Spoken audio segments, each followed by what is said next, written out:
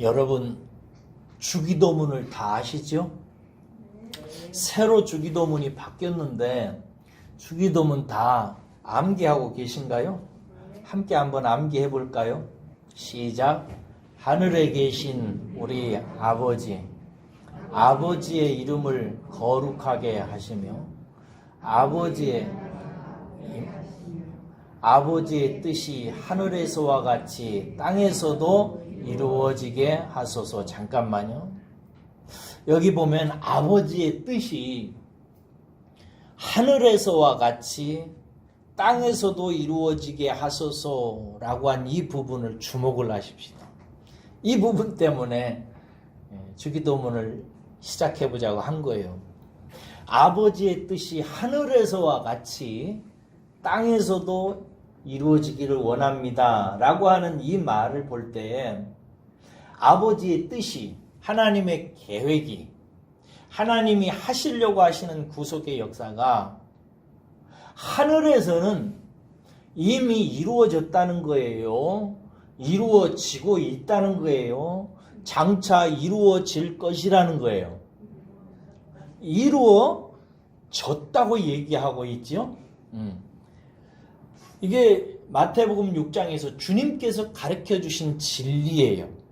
그러니까 예수님께서 친히 제자들에게 가르쳐 준 진리니까 이것이 분명히 틀림이 없다는 사실을 우리는 알 수가 있습니다. 하나님의 뜻은, 하나님의 계획은, 하나님이 우리를 구원하시고 하나님 나라를 이루시려고 하는 모든 것은 이미 하늘에서는 완전히 이루어졌다 이거예요. 그렇게 이루어진 그것이 이 땅에서도 이루어지기를 원합니다 라고 기도하라는 거예요. 여러분, 이 말씀으로 비추어 볼 때 역사란 무엇인가를 한번 생각해 볼까요? 보십시다. 역사는 무엇인가? 그것은 영원의 세계에서, 하늘에서 이미 하나님, 성부, 성자, 성령님이 천사들과 함께 이루어 놓은 것을 이 땅에서 시간과 공간이라고 하는 과정을 거쳐가면서 풀어내고 성취하는 과정이에요. 다시 한번요.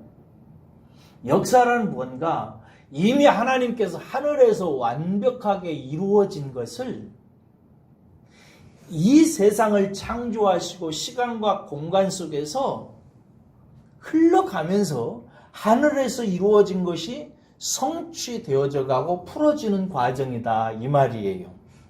하나님은 당신의 모든 뜻을 다 이루었고 이 이룬 것을 우리로 하여금 역사적으로 경험하고 체험하고 깨닫게 하기 위해서 이 세상에서 그 과정을 역사적으로 풀어가는 거예요. 그럼 여러분, 우리의 구원을 향한 하나님의 뜻은 이루어졌을까요? 이루어지고 있을까요? 장차 언젠가 이루어질까요? 잘 모르겠어요? 우리 한번 하나님의 말씀을 찾아보겠습니다. 에베소서 2장 가보겠습니다. 주 예수 그리스도를 믿고 하나님의 자녀로 부르심을 받은 자들의 구속의 역사, 하나님의 뜻이 이루어졌는지, 지금 이루어져 가고 있는지, 아니면 지금은 안 이루어졌으니까 나중에 한 번에 이루어지게 될지 우리 한번 보십시다. 2장 1절에서 2장 6절까지 한번 대략 봐봐요. 그는 허물과 죄로 죽었던 너희를 살리셨도다 이렇게 돼 있어요. 그는 예수님을 말하죠.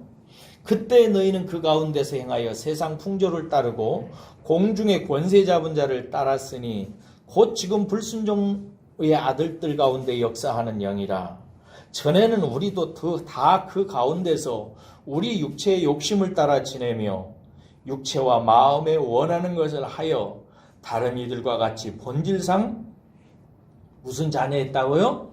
진노의 자녀이었더니 긍휼이 풍성하신 하나님이 우리를 사랑하신 그 큰 사랑을 인하여 허물로 죽은 우리를 그리스도와 함께 살리시고 살리실 것이다? 아니죠? 살리셨고 너희는 은혜로 구원을 받을 것이다? 받은 것이라 라고 말한 후에 6절 보세요. 또 함께 일으키사, 함께는 누구와 함께라는 거예요? 예수님과 함께 일으키사 그리스도 예수 안에서 함께 하늘에 앉히시니 이렇게 돼요. 하늘에 앉혀놨다는 거예요. 이 말이 앉히고 있다는 얘기도 아니고 장차 앉게 될 것이라는 얘기도 아니고 우리들을 하나님께서 이미 그리스도와 함께 하늘에 앉혀놓았다. 그러니까 우리는 지금 역사적으로 말하면 지금 여기서 예수님과 함께 구원의 과정을 이루어가고 풀어가는 과정이지만 하나님 나라의 하나님의 영혼의 관점에서는 이미 우리의 구원은 어떻게 됐다? 완성되어졌다. 이루어졌다라고 하는 사실을 우리는 알 수 있게 됩니다.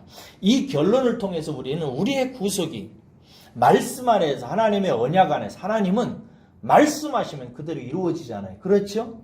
하나님은 말씀의 하나님이란 말이에요. 하나님의 뜻이 하나님의 말씀이 이미 이루어졌다는 사실을 우리는 알 수 있습니다. 여러분 구속은 무엇입니까? 하나님께서 사망에 빠진 자기 백성을 하나님 당신에게 이끌어서 하나님이 영원전부터 준비한 영생을 은혜로 받도록 하신 거란 말이에요. 우리는 이 온전한 은혜를 받기 위해서 예수님께서 무슨 일을 하죠? 죄를 없애는 온전한 제사를 드려야 되고 우리는 그 온전한 제사를 힘입어서 믿음으로 의롭다함을 얻고 하늘에 앉게 된 것이란 말이에요. 이 계획이 이미 하늘에서는 다 이루어졌다는 사실을 우리는 말씀을 통해서 확인할 수 있어요. 한 가지 그러므로 확실한 사실을 여러분들에게 말씀드리고 싶습니다. 한번 힘차게 대답해 보세요. 이게 중요합니다. 여러분은 예수님을 믿으십니까? 예수님을 나를 위해서 십자가에 달려주신 구세주로 영접하고 예수님이 내 영원한 삶의 주님이라는 사실을 그래서 나는 그분께 순종하고 따라야 된다는 사실을 믿음으로 진실로 고백하십니까? 이렇게 고백한 사람은 확실한 게 있습니다. 여러분들은 이미 여러분들의 구원이 완성되었습니다. 믿으시기를 주의 이름으로 축원합니다. 우리의 구원이 영원에서는 하나님의 나라, 거기는 시간과 공간이 없는 세계잖아요. 초월한 세계잖아요. 영원한 세계 속에서는 이미 하나님의 말씀이 선포되면서 우리의 구원이 다 완성되어졌어요. 그런데 그것이 이제 우리가 깨닫고 우리가 이해하고 우리가 은혜가 무엇인지를 알아서 하나님의 나라의 유업을 이을 자로 빚어지게 하기 위해서 하나님께서 역사라고 하는 과정을 만드셨어요. 그래서 해도 만들고 달도 만들고 꽃과 나무도 만들고 땅도 만들고 그래서 이 공간 안에서 시간이 흐르도록 하셨다. 이 흐르는 과정 속에서 우리는 그 구원을 역사적으로 이해하고 성취하게 되어 있는 거예요. 그런데 여러분 궁금한 게 있어요. 이제 다시 영원에서 있다가 잠깐만 우리의 역사적인 현장으로 내려와 봐요. 우리는 지금 이 역사의 과정에서 구원을 이루어가고 있어요. 그렇죠? 역사적으로 보면 이 과정을 위해서 예수님께서 세상에 오셔가지고 영원한 제물이 되어서 우리의 죄를 속죄하셨어요. 그리고 지금도 우리의 대제사장으로 믿는 우리를 예수님께서 인도하시고 중보하고 계십니다. 그런데 앞에서 저는 이 모든 것이 하늘에서는 이루어졌다고 얘기를 했어요. 그러면 자 이제 생각해 봐요. 이게 이제 중요한 묵상거리입니다. 그러면 이 땅에서 예수님이 하셨고 지금 하시는 대제사장의 이 일은 하늘에서는 누가 하죠?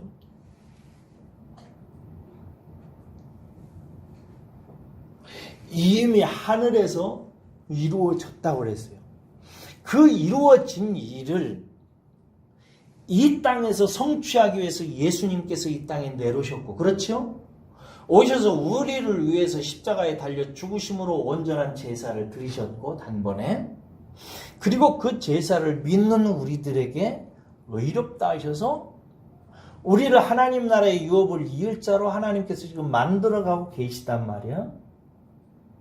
이렇게 이루어질 거라고요. 이것은 이제 땅의 일이에요. 그럼 하늘의 일은 땅에서 이루어질 이 일들이 이미 하늘에서는 이루어졌다고 하는데, 이 예수님이 하시는 대속의 완전한 제사와 대제사장의 역할은 하늘에서 누가 했을까요? 어떻게 했을까요? 그래서 이 말씀이 단단한 음식이라고 얘기합니다.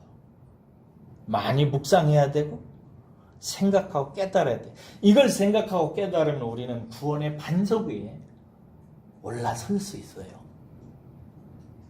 그게 누구냐? 성경은 하늘에서 이룬 이 사역의 주인공에 대해서 그분을 하늘의 제사장이라고 성경에 기록되어 있어요. 땅의 제사장 아론의 지파들이 있고 하늘의 제사장이 있다. 그는 누구인가? 그분이 따라서 하겠습니다. 멜기세덱이라는 인물이에요. 멜기세덱이라는 분이 하늘에서 장차 예수님을 통해서 이루실 일을 다 이루신 거예요. 그럼 이 멜기세덱이라는 분이 누군가? 이 이야기를 이제 하려고 하는 거예요. 이분이 영원한 하늘의 대제사장이라면 지금 이 역사의 과정에서 우리를 위해서 온전한 제사를 드리고 대제사장으로 일하시는 예수님하고는 무슨 관계인가? 그리고 그 다음에 옛날에 구약시대는 무슨 제사장이 있어요? 아론 계열의 지파, 레위 지파에서 나온 아론의 자손들과 아론 계열이 제사장으로 있었단 말이에요. 그 제사장들하고는 무슨 관계가 있는가? 이 부분에 대해서 함께 우리 한번 생각해 보기를 원합니다. 제가 그래서 이것을 17절까지 한 번에 다 끝내려고 했는데 준비를 하다 보니까 자꾸 말씀이 넘쳐서 오늘 한 10절까지만 하는데 10절까지도 할지 못할지는 모르겠어요. 하는 데까지 할 겁니다. 자, 멜기세덱이라고 하는 하늘의 제사장은 누구일까요? 오늘 본문 말씀에 보면은 1절과 2절 보세요. 1절과 2절을 1절만 읽을까요? 시작. 이 멜기세덱은 살렘의 왕이요 지극히 높으신 하나님의 제사장이라.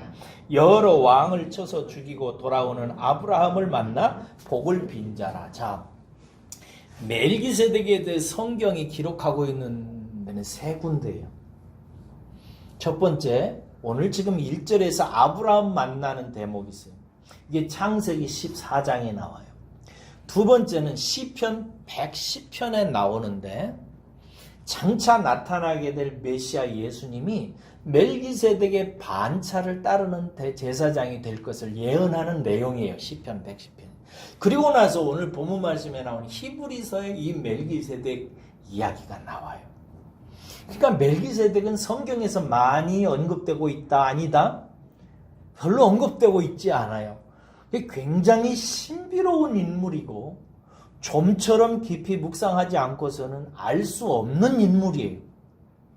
근데 이분을 묵상하고 이분이 누구인지를 알고 이분의 신비를 알면 저와 여러분들의 믿음과 신앙삶에 큰 유익이 있어요. 아주 구원의 핵심적인 인물이기 때문에 그래요. 오늘 1절에 보면은 아브라함을 만난 멜기세덱 이야기가 나와요. 처음으로 성경에 나오는 얘기입니다. 제가 그 얘기를 창세기 14장 얘기를 해드릴게요. 창세기 14장은 무슨 이야기가 나오냐면 이스라엘이라고 하는 팔레스타인 지역의 북쪽에 있는 큰 네 나라가 연합군을 형성해요. 그래가지고 엘라망 그돌라오메를 중심으로 해서 네 왕들이 군대를 조직을 합니다. 그래가지고 아래쪽에 있는 팔레스타인 땅에 있는 여러 부족들을 정복하기 위해서 내려옵니다. 그런데 왜 내려오냐면 당시에 그 지역에 막 흉년이 들었어요. 흉년이 들어서 먹을 것이 없으니까 이 큰 나라에 종으로 지내고 있던 이 작은 나라들이 이 큰 나라에게 조공을 못 바친 거예요. 그래서 그때 흉년이 심하니까 아브라함이 어디로 내려갔죠? 애굽으로 내려갔던 그때란 말이에요. 애굽으로 이렇게 내려가서 겨우겨우 살아나온 그때에 그 지역에 흉년이 들어가지고 아주 심각했단 말이에요. 그러다 보니까 우리나라에 조공을 안 바치니까 이놈들이 왜 조공을 안 바치냐 이래가지고 배반했다 이래가지고 위에 대제국들이 연합군을 형성해서 엘라만 그돌라오메를 사령관으로 해가지고 내려와서 밑에 지방을 그냥 싹쓸이 해버려요. 정벌해버립니다. 그리고 올라가면서 전승물을 가지고 올라가면서 소돔 땅을 핥고 지나가요.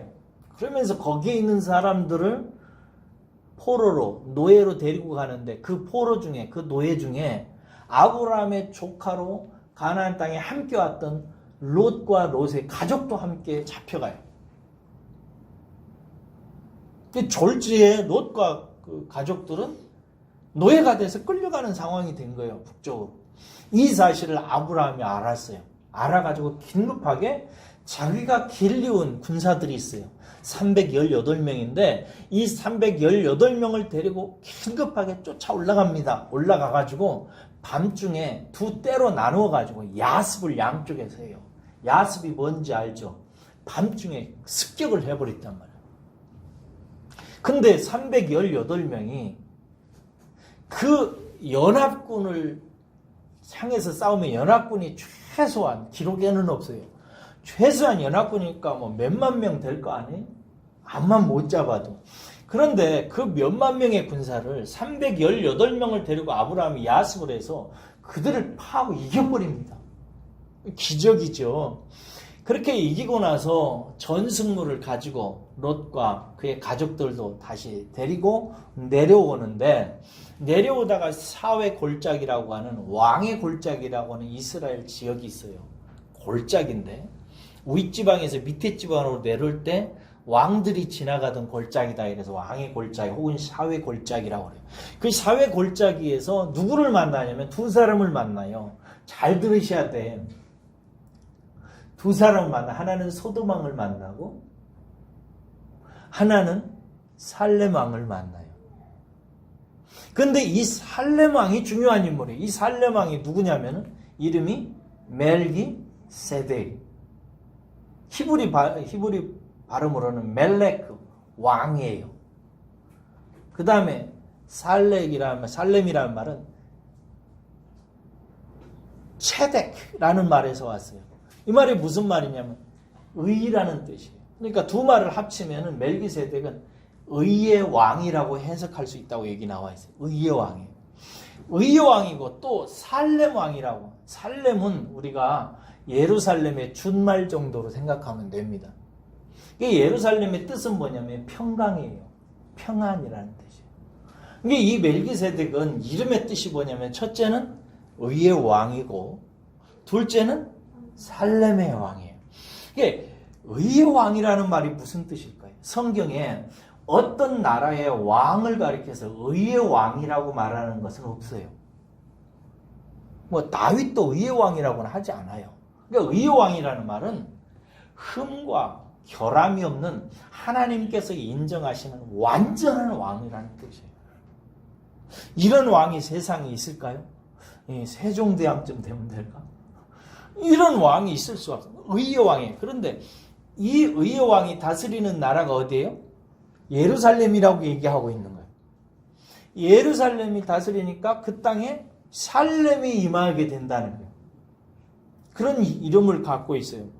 이 사람을 만나가지고 아브라함이 이 사람을 만나니까 이 멜기세덱이 아브라함을 만나고 이렇게 얘기해요. 천지의 대주제시요 지극히 높으신 여호와여 이 아브라함에게 복을 주시옵소서 하고 복을 빌어줘요. 그리고 나서 아브라함을 데리고 한 가지 사실을 알려주면서 이렇게 얘기해요. 너는 하나님께서 네 대적을 내 손에 붙이신 것을 인하여 하나님을 찬양해야 된다라고 얘기해요. 이게 무슨 말일까요?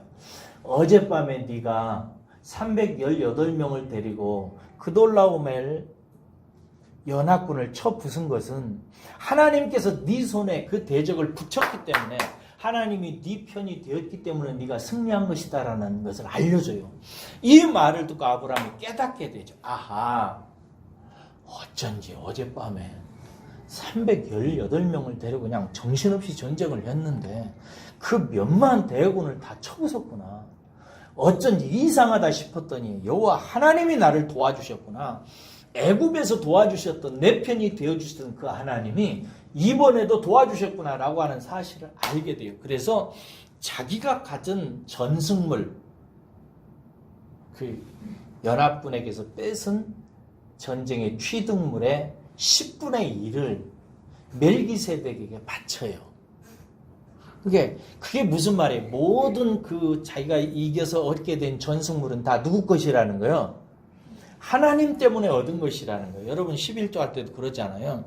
하나님 때문에 얻은 것이기 때문에 이건 하나님 것이다라고 하는 표로 그 제사장에게, 멜기세덱이라고 하는 제사장에게 11조를 드려요. 이것이 이제 11조의 첫 번째 역사적인 사례가 되지요. 이것이 이제 멜기세덱을 만난 역사적인 창세기 14장의 기록입니다. 자, 그러면 이 멜기세덱이라는 분이 누구일까? 우선 오늘 1절을 다시 한번 보세요. 그 이름이 먼저는 의의 왕이라고 그랬어요. 다음에는 무슨 왕이라고?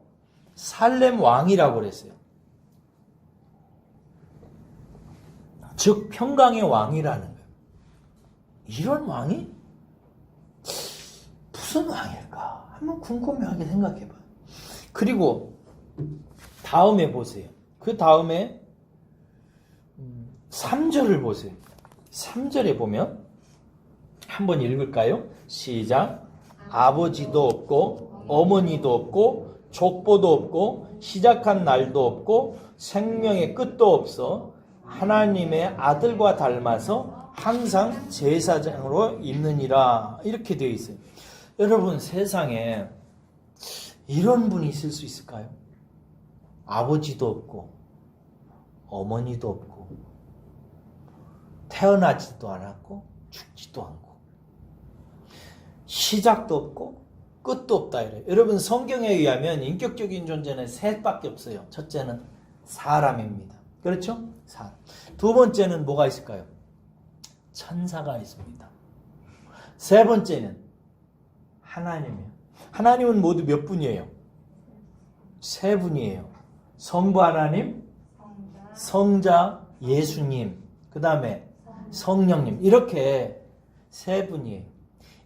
이 사람과 천사와 성부, 성자, 성령 외에는 인격적으로 존재하는 그런 대상이 없어요. 그런데 보세요. 멜기세덱은 첫째로 사람일까요? 아닐까요? 여기 아버지도 없고 어머니도 없고 또 무엇도 없어요? 족보도 없어요. 여러분들은 다 아버지 있고 어머니가 있고 족보가 있으니까 사람이지요. 멜기세덱은 이게 없다 이거예요. 두 번째로 천사도 아니에요. 왜냐하면 천사는 하나님이 지으셨잖아요. 그러니까 천사는 시작이 있잖아요. 맞죠? 시작이 있단 말이에요. 그런데 여기 보면은 시작한 날도 없고 생명의 끝도 없다고 하기 때문에 천사도 아니에요. 그러면 하나님이라고 하는 얘기인데 남은 게, 그런데 여기 보니까 하나님의 아들과 닮았고 항상 제사장으로 있대요. 영원한 제사장이래요.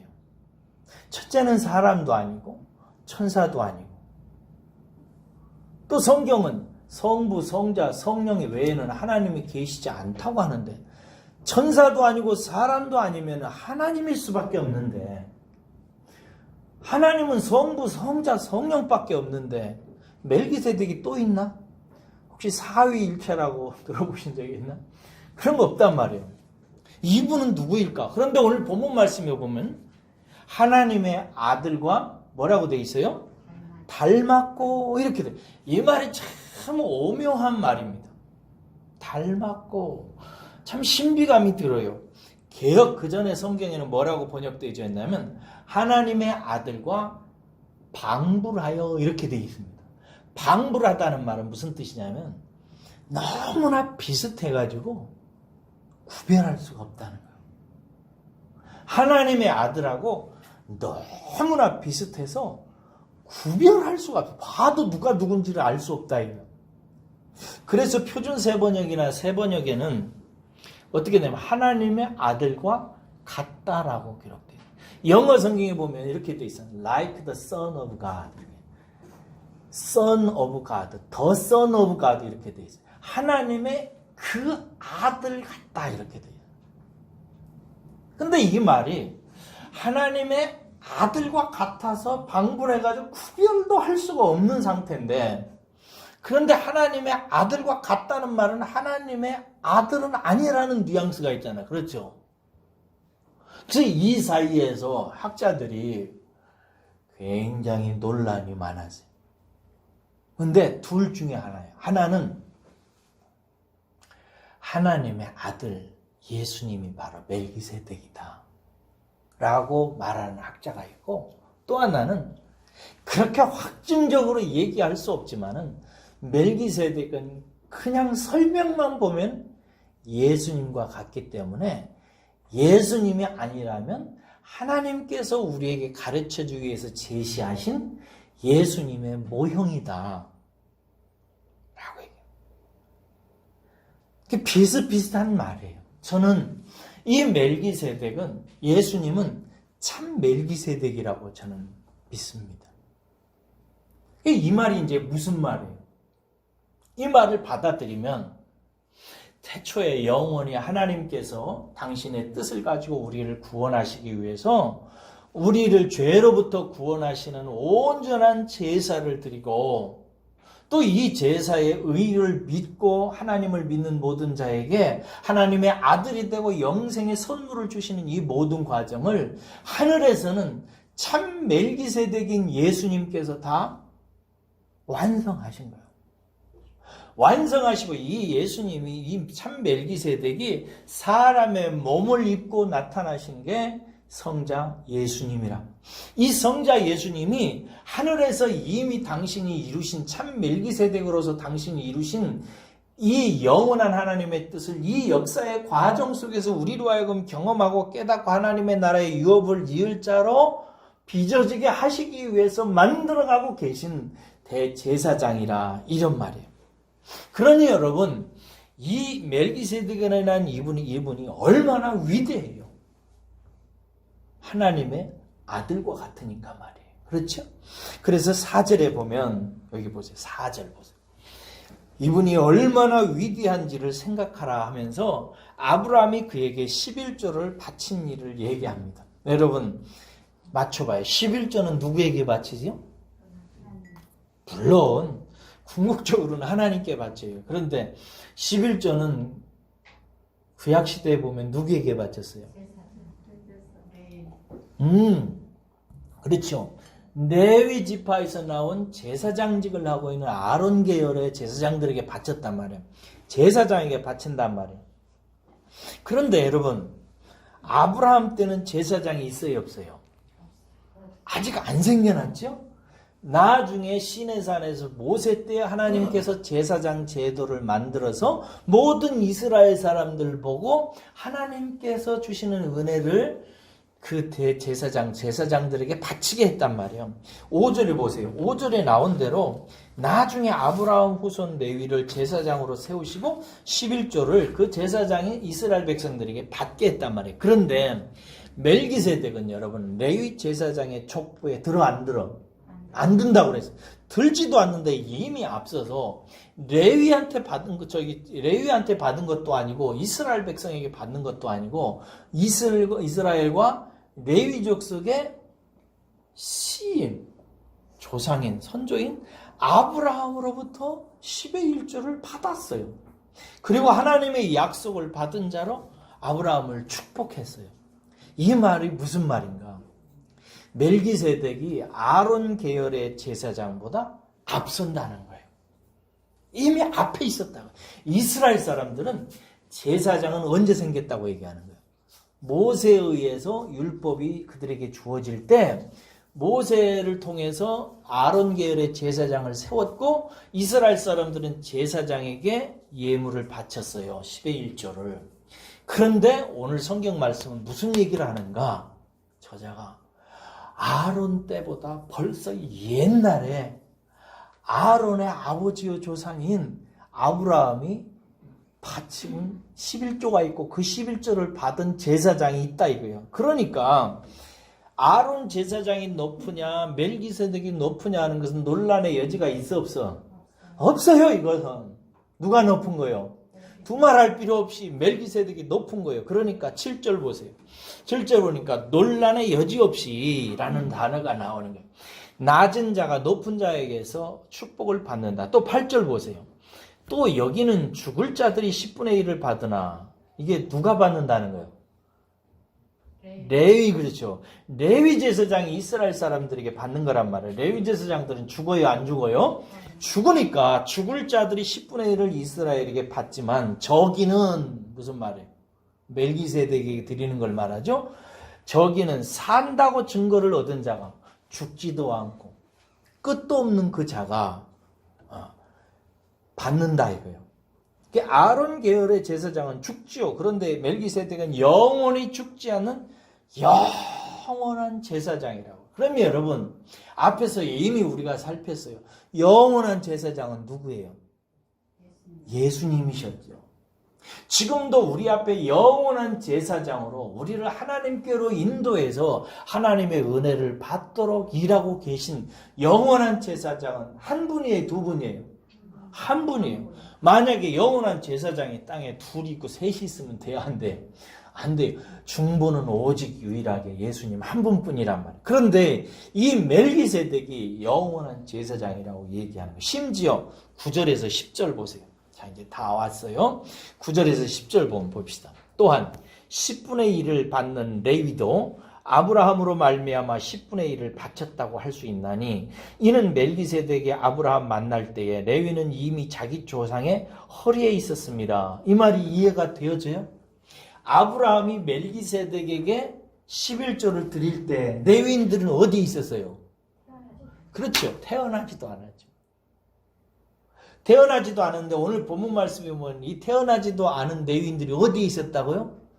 아브라함의 허리에 있었다고. 이게 무슨 말이냐면 히브리적 표현인데 장차 아브라함의 그 혈통을 따라서 나중에 태어날 자로 계획되어져 있었다는 거예요. 그러니까 이스라엘 사람들은 레위 지파를 통해서 하나님께 11조를 드리는 것을 알고 있었는데 이미 하나님께서 레위인보다 먼저 그리고 높은 멜기세덱이 있었다는 사실을 얘기하고 있는 이 모든 얘기는 여러분 멜기세덱은 아론 계열의 레위 제사장보다 먼저 있었고 높다는 얘기입니다.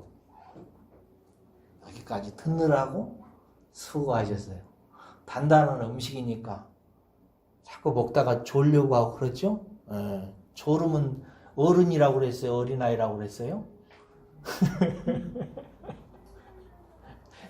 수고하셨어요. 자, 그러면 이거 하나만 생각해요. 왜 히브리서 저자가 로마에 살고 있는 이 기독교인들에게 이 말을 하느냐? 이미 4장에서 히브리서 저자는 이런 말을 했어요. 이제 너희들이 로마에 살면서 겉으로는 로마 정부의 정치적인 박해를 받아서 늘 고생하고 겨우겨우 살아가는데 유대교에서는 너희들 보고 유대교로 넘어오라고 하는 거예요. 왜 니들이 고생하냐? 율법을 배신했기 때문이라는 거예요. 넘어오라는 거예요. 이 말에 시달리고 있는 이 로마에 살고 있는 기독교인들에게 이 히브리서 저자는 무슨 얘기를 하냐면 어떻게 하려고 하냐면 옛날에 유대 백성들이 광야에서 가나안 땅에 들어가듯이 여러분들도 대제사장이신 예수 그리스도를 믿고 그분을 의지해서 하나님의 안식으로 들어가자라는 얘기를 계속 설교했어요. 하나님의 안식, 하나님의 통치, 하나님의 다스림을 경험하고 그 은혜를 맛보면은 절대로 옛날에 이스라엘 사람들이 광야에 있다가 광야에 있을 때에는 애굽으로 다시 돌아갑시다. 거기에서는 우리가 잘 먹었는데 고기 먹었는데 화로 곁에서 고기 삶아 먹었는데 이런 얘기 했는데 나중에 적과 꿀이 흐르는 가나안 땅에 들어가서는 그 얘기를 해요, 안 해요? 안 해요. 왜? 가나안 땅이 훨씬 좋으니까.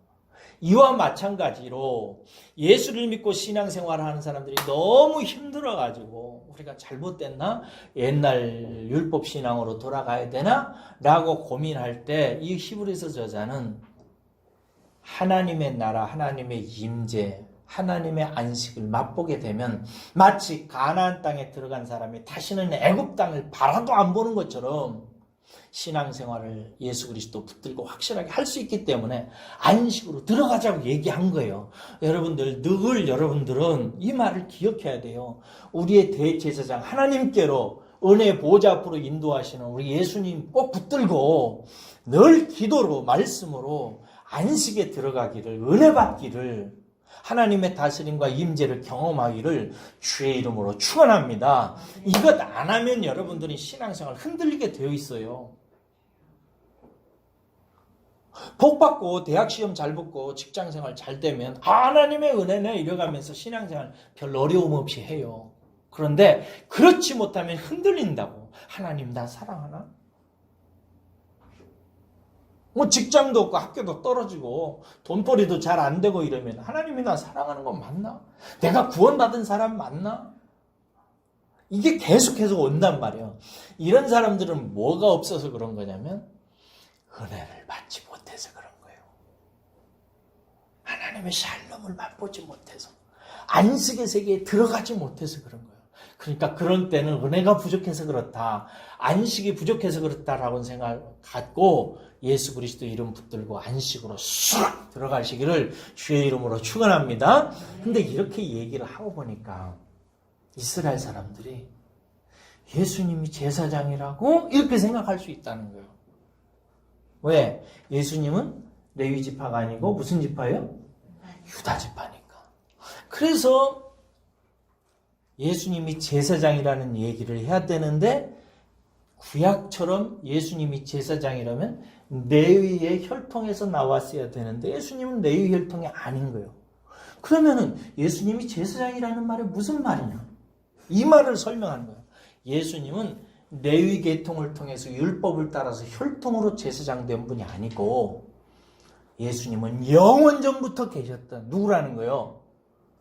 영원한 제사장 멜기세덱이라는 거예요. 그분이 이미 우리를 위해서 하늘에서 우리에 관한 모든 계획을 다 끝내셨어요. 그리고 이 땅에 사람의 몸을 입으시고 오셔서 그 하늘에서 이룬 모든 과정을 예수님이 친히 인도하시는 분이 되셔서 우리를 이끌어 가시네. 그 과정에서 예수님께서는 실제로 십자가에 자기 자신을 희생함으로 말미암아 완전한 제사를 드리시고 부활하셔서 우리 가운데 오셔서 우리의 대제사장이 되셔서 우리를 하나님의 보좌 가운데로 은혜 가운데로 인도하시는 일을 우리가 이 세상 역사를 마치는 순간까지 그 일을 계속해서 하시는 분이라 이 말이에요. 그러니까 이 예수 그리스도가 대제사장으로 우리 안에 있다는 이 사실을 히브리서 4장에서 굳게 붙들라, 이 돌을 굳게 붙들고 하나님께 들어가라고 얘기하는 것입니다. 사랑하는 여러분, 가만히 생각해봐요. 이게 저는 보통 감사한 게 아니에요. 하나님께서 우리를 구원하시고 구속하시는 이 일을 이 땅에서 어느 시점부터 시작해서 쭉 이루어 가신다고 생각하면 우리가 불안해요, 안 불안해요? 물론 하나님께서 이루어 가시니까 잘 하시겠죠. 그러나 일이 과연 잘 될까? 내가 잘 못해도 일은 잘 이루어질까? 염려하기 쉽단 말이에요. 그런데 성경은 우리에게 놀라운 진리를 말해주고 있고 예수님은 제자들에게 그걸 가르치는 거예요. 아버지의 뜻이 하늘에서 이루어진 것 같이 땅에서도 이루어지기를 원합니다라고 기도하라는 거예요. 하늘에서 이루어진 것처럼 땅에서도 잘 이루어지기를 원합니다. 그리고 나는 그 일을 이루기 위해서 이 땅에 내려와서 오늘날로 말하면 우리 안에 계신 대제사장이라요. 자, 자기 가슴에 손을 얹으세요. 이거 믿음으로 받아들여야 돼요. 내 안에 따라서 하겠습니다. 내 안에 대제사장 되시는 예수님이 계십니다. 예수님은 영원 전부터 계셨고 이 땅에 오셨고 우리 안에 지금 계셔서 우리를 은혜로 인도하십니다. 그렇습니다. 이 사실을 굳게 믿고 사세요. 그리고 또 하나 여러분들에게 말씀드리고 싶은 것이 있어요. 우리의 구원은 다 이루었다, 안 이루어졌다? 이루어졌다. 그러나 역사적으로 말하면 이루어져 가고 있다. 그러니까 사도 바울이 너의 구원을 두렵고 떨림으로 이루라라고 얘기한 거란 말이에요. 그렇게 이루고 있어요. 그러나 하나님의 나라에서는 다 이루어진 거예요. 그러니까 우리가 바울이 자꾸 바울의 서신을 읽다 보면 무슨 얘기를 하냐면 참으라, 인내하라 이런 얘기를 해요. 왜? 이 과정에서 우리가 하는 일은 뭐예요? 잘 참고 하나님께 순종하고 인내하고 견디면 이 모든 인생은 다 지나가게 되고 결국은 우리는 하나님의 나라에 온전히 들어가게 된다는 사실을 알고 있기 때문에 그런 거예요. 여러분, 우리는 승리한 사람들입니다. 할렐루야! 우리는 다 승리한 사람들이에요. 승리한 것을 아는 사람은 지금 이 세상을 살면서 두려워하지 않습니다. 무슨 일을 당해도 두려워하지 마시기를 주의 이름으로 축원합니다. 어떤 사람은 살아가면서 어렵다고 막 죽을 생각도 하고 이래요. 그건 자기가 누구인지 자기의 구원이 어떻게 됐는지를 알지 못하는 사람들이에요. 우리는 다 이루어졌어요. 그러나 이 세상에 사는 날 동안 어렵고 힘든 일이 있어도 참고 인내하고 주님 의지하고 그리고 견디면서 가는 거예요. 그 과정에서 하나님께서는 우리를 장차 하나님 나라의 유업을 이을 자로 우리를 빚어가시는 거예요. 그렇게 잘 빚어지시기를 주의 이름으로 축원합니다. 기도하겠습니다.